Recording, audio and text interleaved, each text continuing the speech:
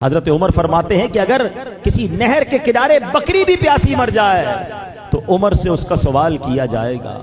حضرت عمر فاروق اعظم رضی اللہ تعالیٰ عنہ کی جو سیرت ہے وہ ساری دنیا کے جو حکمران ہیں ان کے لیے درس ہے کہ جو اپنی رعایا کا ایسے خیال رکھا کرتے تھے۔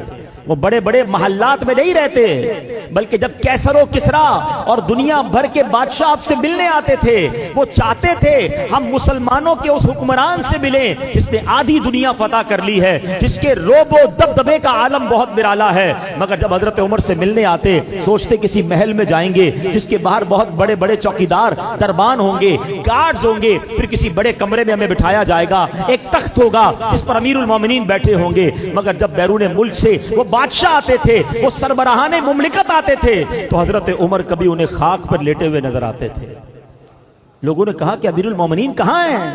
کہ یہ جو درخت کے نیچے آرام کر رہے ہیں یہ مسلمانوں کے امیر ہیں، یہ امیر المومنین ہیں۔ اللہ اکبر، ذرا سوچئے یہ وہ لوگ تھے جو نبی پاک کے تربیت یافتہ تھے، لگژری لائف نہیں بلکہ وہ سادہ زندگی گزار کر امت کی خیر خواہی کیا کرتے تھے۔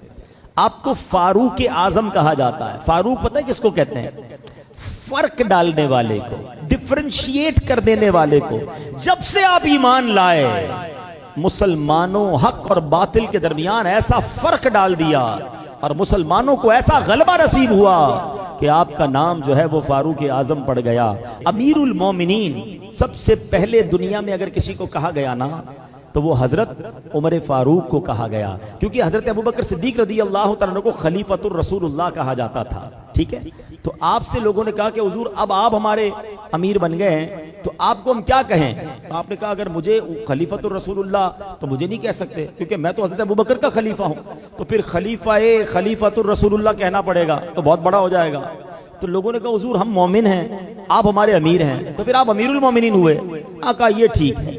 تو سب سے پہلے امیر المومنین جن کو کہا گیا وہ فاروق اعظم رضی اللہ تعالیٰ عنہ ہیں۔